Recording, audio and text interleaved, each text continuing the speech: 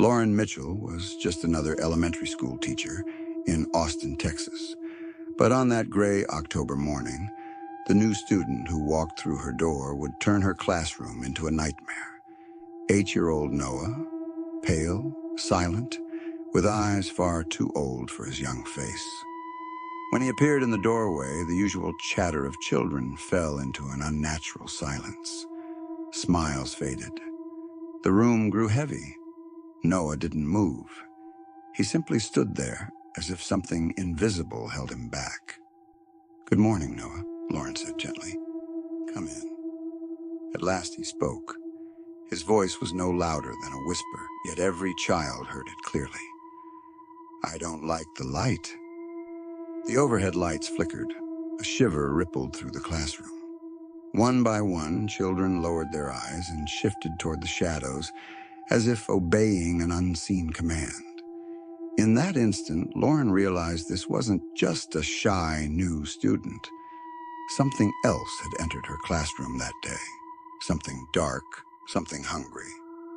And before long, she would learn that Noah hadn't come alone. Lauren Mitchell had always prided herself on control. At 29, she managed her third-grade classroom with the same precision she applied to her personal life. Color-coded lesson plans lined her desk, student artwork decorated walls in perfect rows, and her daily schedule ran like clockwork, from 7 a.m. to 4 p.m. Outside of work, life seemed equally organized. Connor Hayes, her boyfriend of 2 years, was a successful engineer with steady income and clear life goals. They'd been discussing marriage seriously for months, browsing venues and comparing guest lists over weekend dinners.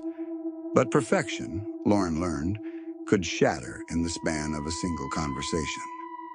"My parents want to meet you again," Connor said over dinner at their usual Friday restaurant. His tone carried a weight that made Lauren's stomach clench. "We had dinner with them last month," Lauren replied carefully. "I thought it went well." Connor avoided her eyes, pushing pasta around his plate. "They have concerns." "What kind of concerns?" "About your career. Teaching elementary school. They think you lack ambition." Lauren set down her fork. "I love teaching, Connor. You know that." "I know. But they're worried about our future. Teachers' salaries, starting a family, providing for children." He trailed off, finally meeting her gaze. "They think you should consider something more substantial." The word hit Lauren like a physical blow. Substantial. As if nurturing young minds, shaping the next generation, helping children discover their potential wasn't substantial enough. "What do you think?" Lauren asked quietly. Connor's hesitation lasted 3 seconds too long.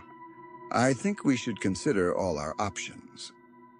That hesitation echoed in Lauren's mind all weekend. By Monday morning, as she unlocked her classroom door, the conversation had created a persistent ache in her chest. For the first time in years, she questioned whether her carefully constructed life was as solid as she'd believed.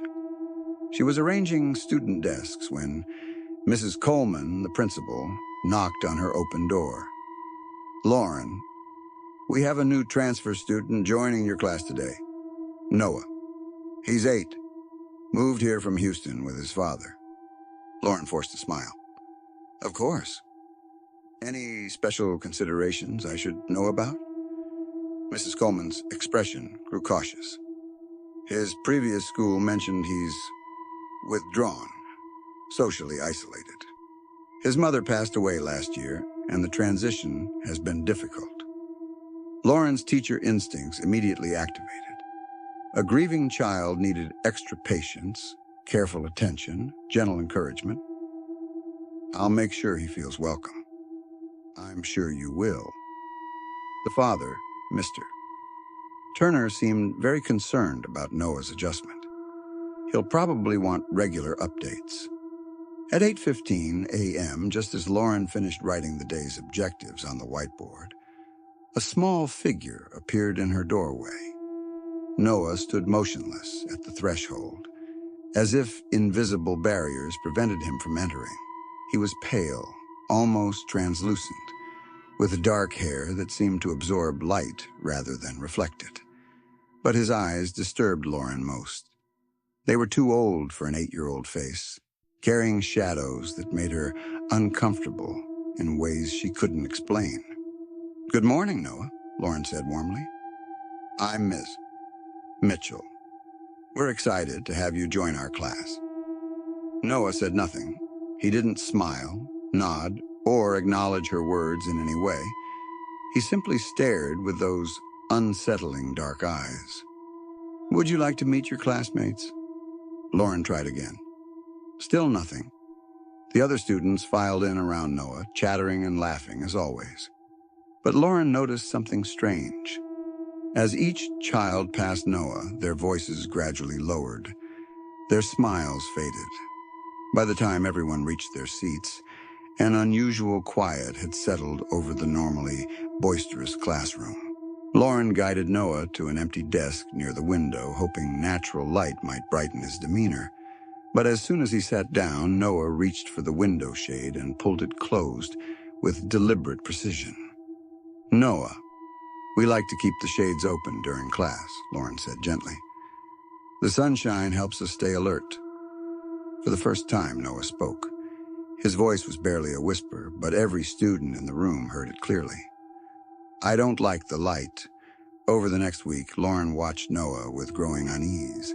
He completed assignments mechanically, never speaking unless directly questioned. During recess, while other children played, Noah sought out shadows under the playground equipment, beneath the covered walkway, in the far corner of the classroom during indoor time. Most disturbing was his effect on other students. Sophia Grant, usually one of Lauren's brightest and most engaged pupils, had grown increasingly quiet since Noah's arrival. She'd started sitting closer to the windows that Noah kept closing, and Lauren caught her staring at the shadowed corners of the room instead of focusing on lessons. Ben Clark, typically energetic and social, began withdrawing from group activities. During story time, instead of gathering on the reading carpet with classmates, Ben chose a seat in the darkest corner of the room, near where Noah always positioned himself. "Ben, would you like to sit closer to the book?" Lauren asked during Wednesday's reading session. Ben shook his head without looking at her. "I like it here. It's quieter." Lauren frowned. The corner where Ben sat wasn't quieter. If anything, it seemed to carry strange acoustics, whispers that didn't quite form words, rustling sounds with no source. By Thursday, the transformation was undeniable. Both Sophia and Ben had developed Noah's aversion to bright lights. They squinted when Lauren opened blinds, covered their eyes during outdoor activities, and gravitated toward any available shadows. During lunch, Lauren called Connor, desperate for normalcy and support. "I think I'm losing my mind," she said, stepping into the empty hallway outside her classroom. "There's something wrong with one of my students, and it's affecting the others." "Wrong how?" Connor's voice carried distraction, probably reviewing engineering schematics while they talked. "He's different. Withdrawn, yes, but more than that. The other children are starting to mimic his behavior. They're avoiding light, seeking out dark spaces, barely speaking. Kids go through phases, Lauren. You've told me that yourself." "This isn't a phase." Lauren's voice rose with frustration. "This is something else entirely. The way they look at me now, like they're seeing something I can't. The whispers I hear when they cluster together. It's not normal childhood behavior." Connor sighed audibly. "You're under a lot of stress. With my parents' concerns and work pressure, maybe you're reading too much into typical kid problems." Lauren felt the dismissal like a slap. "This has nothing to do with your parents or their opinions about my career. I'm just saying that stress can make us see patterns that aren't there. After hanging up, Lauren stood alone in the hallway, questioning her own perceptions. Was Connor right? Was she projecting adult anxieties onto innocent childhood behavior? That afternoon, during silent reading time, Lauren got her answer. She was helping a student with vocabulary when she heard it. Soft, rhythmic chanting coming from the far corner of the classroom.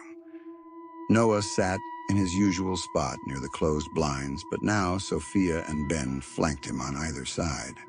Their heads were bowed and their lips moved in perfect synchronization, producing sounds that made Lauren's skin crawl.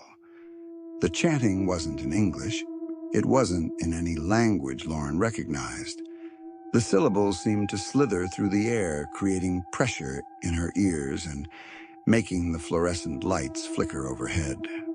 Noah, Sophia, Ben, Lauren called sharply. Eyes on your books, please. 3 pairs of eyes lifted simultaneously. But these weren't the eyes of the children Lauren had known. Noah's remained unchanged, ancient and unsettling, but Sophia's and Ben's had transformed. The warm brown and bright blue she remembered had deepened to mirrors of Noah's darkness, reflecting no light at all. We were just reading, Sophia said in a voice that sounded nothing like her own. Reading what? The shadows, Ben replied, his words carrying an echo that shouldn't have been possible in the small classroom. Lauren felt ice form in her veins. Return to your assigned books. Now. The 3 children complied, but Lauren noticed they positioned their books to create small shadows on their desks, and their lips continued moving silently. After school, Lauren remained in her classroom long after the buses departed, researching childhood trauma responses and group behavioral patterns on her laptop. But nothing she found explained what she was witnessing. As dusk approached and the building grew quiet, Lauren heard footsteps in the hallway. She assumed it was the custodial staff until she realized the footsteps were too light, too small. Moving to her door, Lauren peered into the corridor. 3 small figures stood at the far end of the hallway, backlit by the emergency exit sign. Even in silhouette, she recognized Noah, Sophia, and Ben. They weren't moving. They were simply standing there, facing her classroom door. Hello? Lauren called out. What are you doing here? The buses left an hour ago. The figures didn't respond, but Lauren heard that familiar chanting echo down the empty hallway. The emergency exit light began to flicker, casting dancing shadows that seemed to reach toward her. Lauren grabbed her phone to call Mrs. Coleman, but when she looked up again, the hallway was empty. Friday morning brought Lauren's worst fears to reality. Mrs. Coleman met her at the classroom door with 2 sets of angry parents and a grave expression. Miss Mitchell, we need to discuss Noah's influence on the other students, Mrs. Coleman said tersely. Behind the principal stood Mr. and Mrs. Grant, Sophia's parents, and Mr. and Mrs. Clark, Ben's parents. Their faces carried accusation and fear in equal measure. My daughter isn't sleeping, Mrs. Grant said without preamble. She's covering her windows with blankets, refusing to turn on lights, and speaking in whispers about shadows that move on their own. Mr. Clark stepped forward. Ben has stopped eating. He says food tastes different in the light. Yesterday, I found him in our basement, sitting in complete darkness, talking to someone who wasn't there. Lauren felt her professional world tilting. I understand your concerns, but children often go through adjustment periods when new students join the class. Sometimes they mirror each other's behaviors. This isn't mirroring, Mrs. Grant snapped. This is something else entirely. My daughter drew this yesterday. She thrust a piece of paper toward Lauren.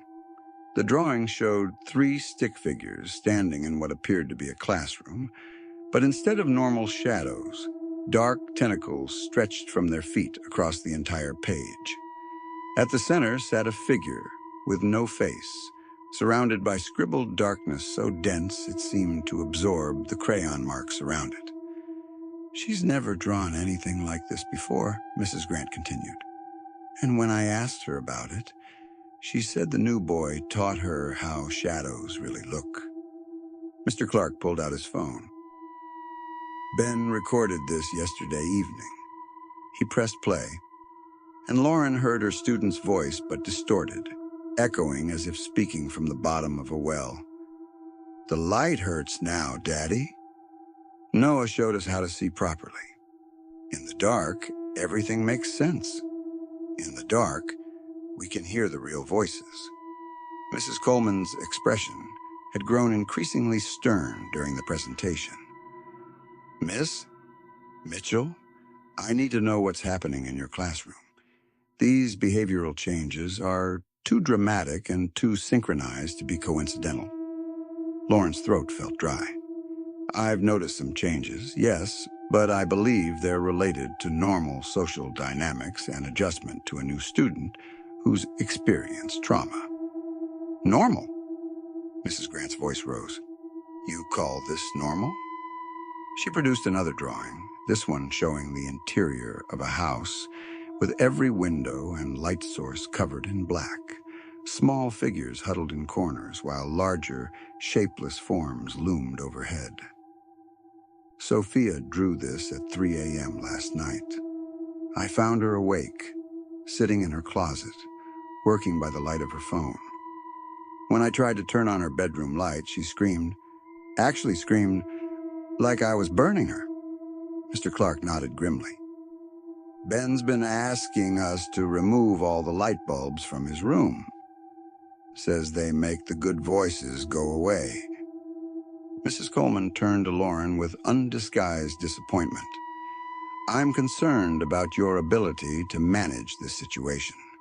These parents are talking about transferring their children to other schools, and I can't blame them." Lauren felt panic rising. Her career, her sense of professional competence, her entire identity as an educator was crumbling around her. "I can handle this," she said, though uncertainty colored her voice. "Give me a few more days to implement intervention strategies." "What intervention strategies?" Mrs. Grant demanded. "You haven't even acknowledged there's a real problem here." "I acknowledge that the children are displaying unusual behaviors, but removing them from the classroom isn't the solution. They need stability and they need protection," Mr. Clark interrupted. "Protection from whatever influence that boy is having on them." Mrs. Coleman made a decision that struck Lauren like a physical blow. "I'm recommending that Noah be transferred to a different classroom, effective Monday." "You can't punish a grieving child for other students' behavioral changes," Lauren protested. "I can protect the majority of my students from disruptive influences," Mrs. Coleman replied firmly, "and I'm beginning to question whether this classroom environment is appropriate for any of them." The implied threat was clear. Lauren's job was in jeopardy. After the parents left, Lauren sat alone in her classroom, staring at the drawings they'd left behind.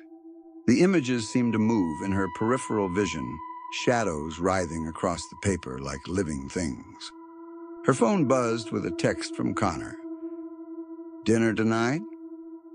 My parents want to discuss our future." Lauren almost laughed at the cruel timing. Her professional life was collapsing, strange supernatural events were occurring in her classroom, and Connor wanted to plan their future around his parents' disapproval of her career. She typed back, "Can't tonight. Work crisis." His response came quickly. "Maybe it's time to consider other options." Lauren stared at the message, realizing that Connor had never truly supported her passion for teaching. He'd tolerated it. But when faced with pressure from his family and difficulties in her work, his first instinct was to suggest she abandon the career she loved. As afternoon shadows lengthened across her classroom, Lauren felt more alone than she'd ever been in her life. Lauren was packing her belongings after another difficult day when she heard a knock on her classroom door.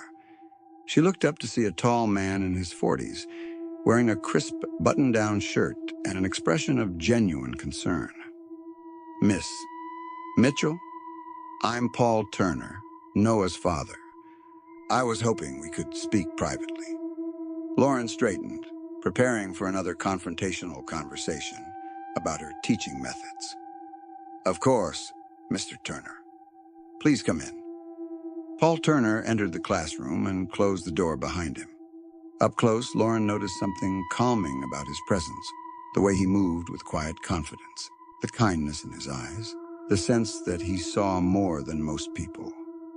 "I understand there have been some challenges with Noah's integration into your class," he said, settling into a student chair with practiced ease. "Yes, there have been some adjustments," Lauren replied carefully. "I'm not here to blame you, Miss Mitchell. In fact, I'm here because I believe you're exactly the teacher Noah needs." Lauren blinked in surprise. "I'm not sure I understand." "The other parents are demanding his removal from my classroom." Paul Turner smiled sadly. "The other parents are afraid. They see their children changing and assume Noah is the cause, but they don't understand the real situation." "What do you mean?" Paul stood and walked to the window where Noah always closed the blinds. "My son isn't causing this darkness, Ms. Mitchell. He's trying to protect himself from it." Lauren felt a chill run down her spine. "Protect himself from what?" "There are some children who are born with sensitivity to things others cannot see. Noah is one of them. The trauma of losing his mother opened him up to influences that feed on grief, loneliness, and fear." Paul turned back to Lauren, his expression grave. "That entity has been following Noah from school to school, using his sensitivity as a doorway to reach other children. It doesn't want to possess them. It wants to recruit them." "Recruit them for what?" "To spread. To find more sensitive children. To build an army of young souls who've learned to prefer darkness to light." Lauren's rational mind rejected what she was hearing, but recent events had shaken her faith in rational explanations. If that's true, why hasn't Noah's previous school mentioned any of this? Because the problem followed him here. It's not attached to a place, it's attached to him. And each time it spreads to new children, it grows stronger. Paul moved closer, his voice taking on urgency. "The solution isn't to separate Noah from other children. That only drives him deeper into isolation, making him more vulnerable. The solution is to show him, and the entity feeding on him, that love is stronger than fear. I don't understand how love can solve something like this. The entity feeds on negative emotions. Fear, loneliness, despair, anger. It grows weaker when confronted with genuine care and connection. But it has to be fearless love, Miss Mitchell. Love that doesn't flinch from darkness because it knows its own strength."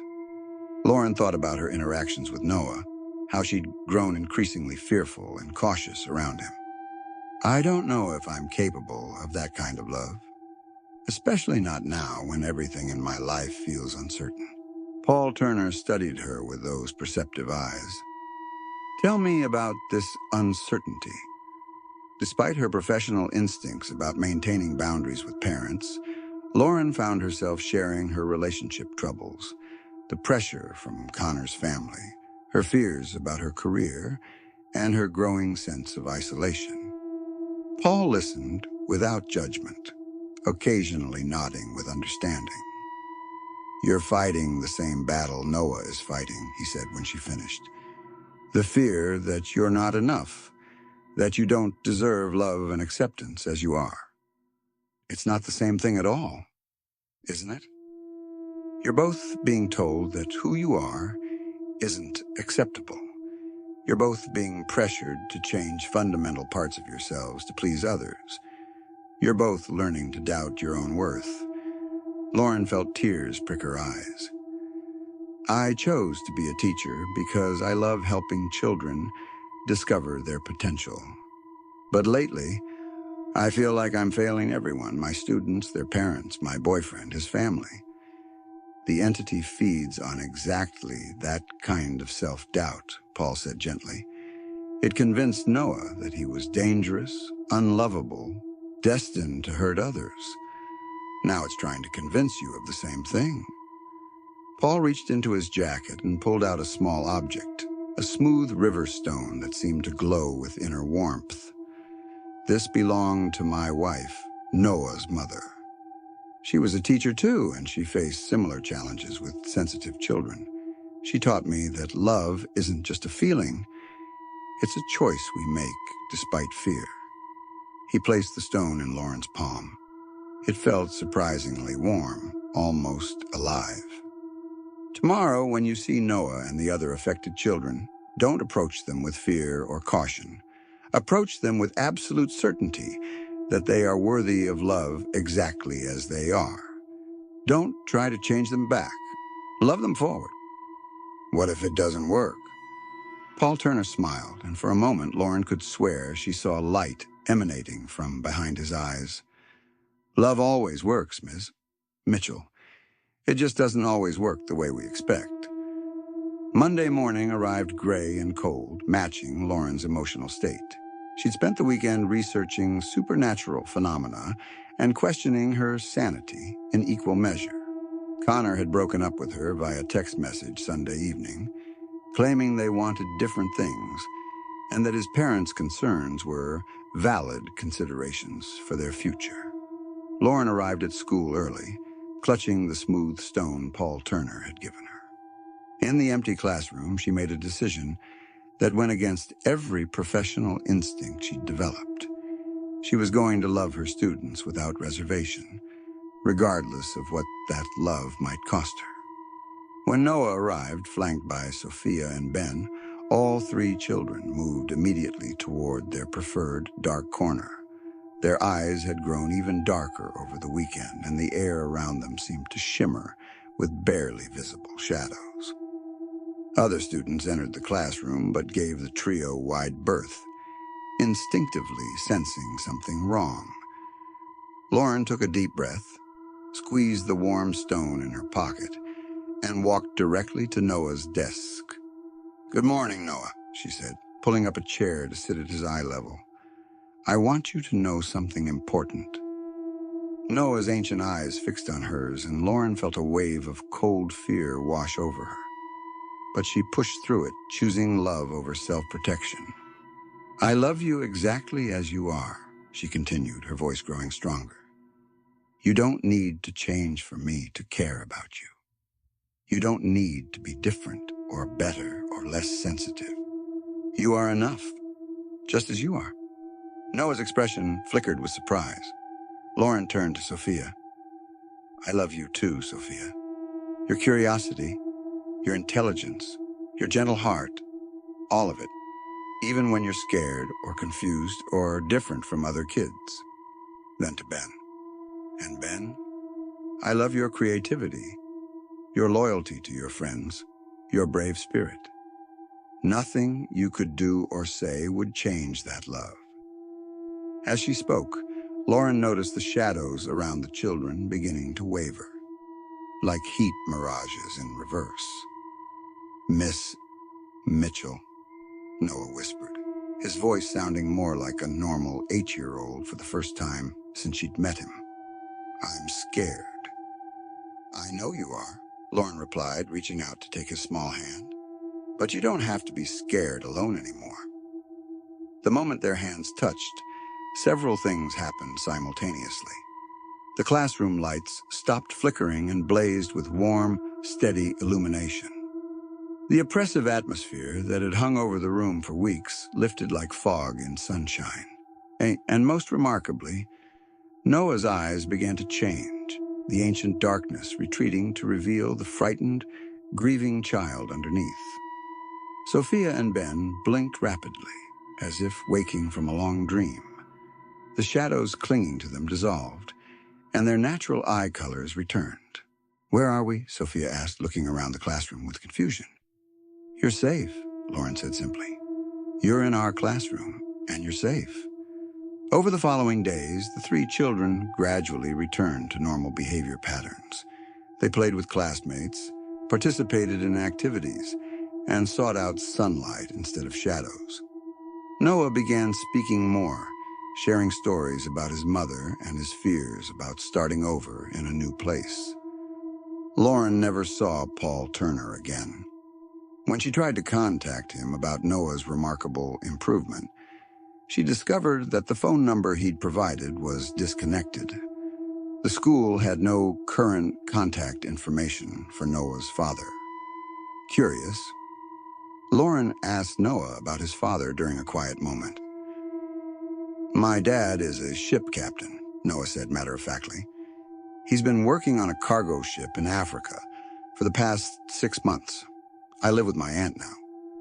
"But your father visited me last Friday," Lauren said carefully. "We talked in this classroom." Noah looked genuinely confused. "That's impossible, Miss Mitchell. My dad can't afford to fly back from Africa until Christmas." Lauren felt a familiar chill, but this time it carried wonder rather than fear. She remembered that warm sensation she'd felt during their conversation, the way the sunlight had seemed to intensify around Paul Turner's presence. That evening, Lauren researched Paul Turner online. She found only one reference, an obituary from 18 months earlier for Paul Turner, age 42, survived by his wife, Sarah Turner, who had died in a car accident 3 months later. Their 8-year-old son, Noah, had been placed with relatives in Houston. The obituary mentioned that Paul Turner had been known in his community for helping troubled children and families facing crisis. Friends described him as a man who believed absolutely in the power of love to overcome any darkness. Lauren sat in her empty apartment processing the impossible truth. The man who had saved her students, who had taught her the most important lesson of her teaching career, had been dead for over a year. But his message lived on. Love without fear. Love without conditions. Love that chooses connection over self-protection, even when the stakes are highest. Lauren never told anyone about her encounter with the Guardian. Some truths are too precious to risk explaining away, but she carried his wisdom with her every day, approaching each troubled student with the certainty that love, fearless, unconditional love, could indeed conquer any darkness. Because sometimes the stories evil doesn't want told are the ones that prove its greatest weakness, that love, in the end, is always stronger than fear.